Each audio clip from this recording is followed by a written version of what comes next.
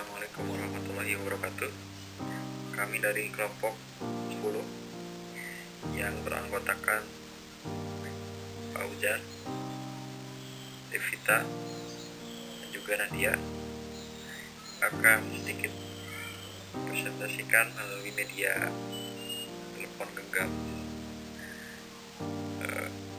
atau gawai tentang materi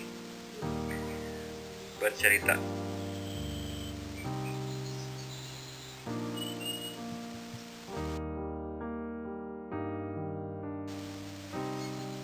Pengertian bercerita menurut para ahli.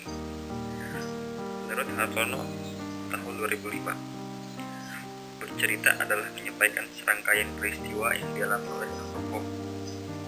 Kemudian menurut Ismor Dijahwati tahun 2007, bercerita adalah seni atau teknik budaya kuno untuk menyampaikan suatu peristiwa yang dianggap penting melalui kata-kata, imajinasi, dan suara-suara.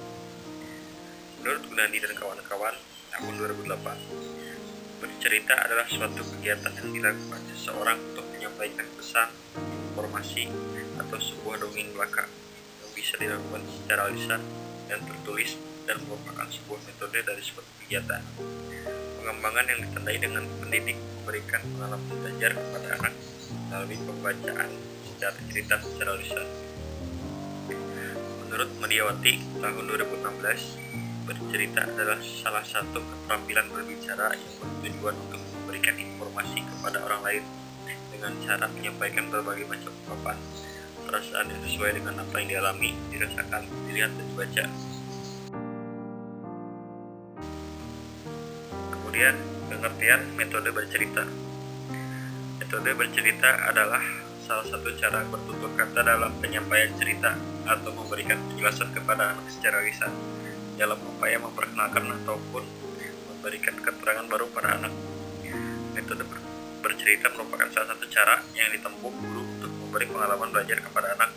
Dalam hal ini, siswa dibimbing mengembangkan kemampuan bahasanya dan juga dapat meningkatkan keterampilan berbicara anak. Assalamualaikum warahmatullahi wabarakatuh. Saya Devita Reni dengan NIM 19210041. Selanjutnya yaitu tujuan metode bercerita. Menurut Mudini dan Purba tahun 2009. Yang pertama, mendorong atau menstimulasi. Maksudnya, jika pembicara berusaha memberi semangat dan gairah hidup kepada pendengar. Kedua, meyakinkan.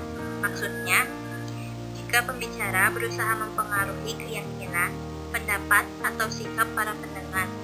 Ketiga, menggerakkan. Maksudnya, jika pembicara menghendaki adanya tindakan atau perbuatan dari para pendengar berupa seruan, persetujuan, atau ketidaksetujuan pengumpulan dana, penandatanganan suatu resolusi, mengadakan aksi sosial. Keempat, menginformasikan. Maksudnya, jika pembicara ingin memberi informasi mengenai sesuatu agar para pendengar bisa mengerti dan memahaminya. Kelima, menghibur. Maksudnya, jika pembicara bertujuan menggembirakan atau menyenangkan para pendengarnya.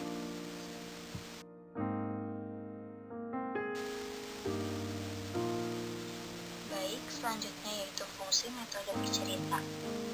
Secara umum, fungsi metode pembelajaran bercerita yaitu menjadikan suasana belajar menyenangkan dan menggembirakan dengan penuh dorongan dan motivasi sehingga materi pembelajaran tersebut bisa mudah diberikan. Selain itu, fungsi metode bercerita diantaranya yaitu 1. Menanamkan nilai-nilai pendidikan yang baik. 2. Mengembangkan imajinasi anak. 3. Membangkitkan rasa ingin tahu.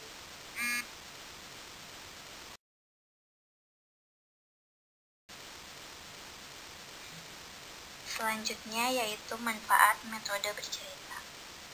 Yang pertama, membantu pembentukan pribadi dan moral anak. Yang kedua, menyalurkan kebutuhan imajinasi dan fantasi. Yang ketiga, memacu kemampuan verbal anak. Yang keempat, memberikan sejumlah pengetahuan sosial dan nilai moral keagamaan. Yang kelima, memberikan pengalaman belajar untuk melatih pendengarannya. Yang keenam, membantu mengembangkan kemampuan kognitif, afektif, dan psikomotor. Yang ketujuh, ada memberikan pengalaman belajar yang unik dan menarik, serta dapat mengatakan perasaan, membangkitkan semangat, dan menimbulkan keasyikan tersendiri.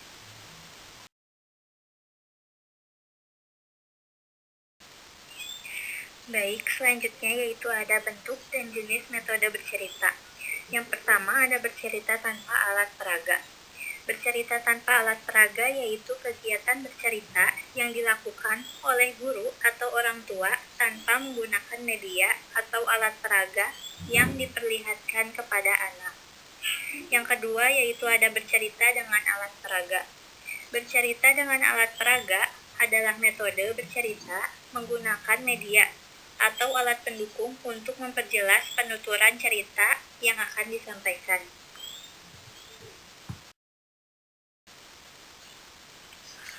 Saya Nadia Ananda Putri di sini akan menjelaskan tentang bentuk bercerita dengan alat peraga. Bentuk cerita dengan alat peraga terbagi menjadi dua, yaitu alat peraga langsung dan alat peraga tidak langsung. Alat peraga langsung yaitu menggunakan benda asli atau benda sebenarnya, seperti bunga. Sedangkan alat peraga tidak langsung yaitu menggunakan benda-benda yang bukan alat sebenarnya, seperti benda tiruan, gambar, papan flanel, membacakan cerita, dan sandiwara boneka.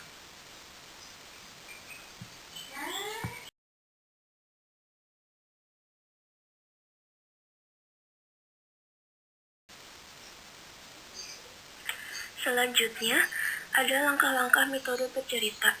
Menurut Tarigan, tahun 2008, ada beberapa langkah yang harus dilakukan dalam pelaksanaan metode bercerita. Di antaranya, yaitu menentukan topik cerita yang menarik, menyusun kerangka cerita dengan mengumpulkan bahan-bahan, mengembangkan kerangka cerita, dan menyusun teks cerita.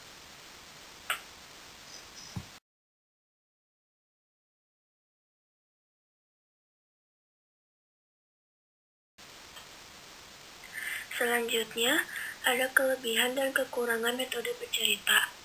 Kelebihan metode pembelajaran bercerita diantaranya yaitu kisah bisa mengaktifkan dan membangkitkan semangat anak didik, mengarahkan semua emosi sehingga menyatu pada satu kesimpulan yang terjadi pada akhir cerita.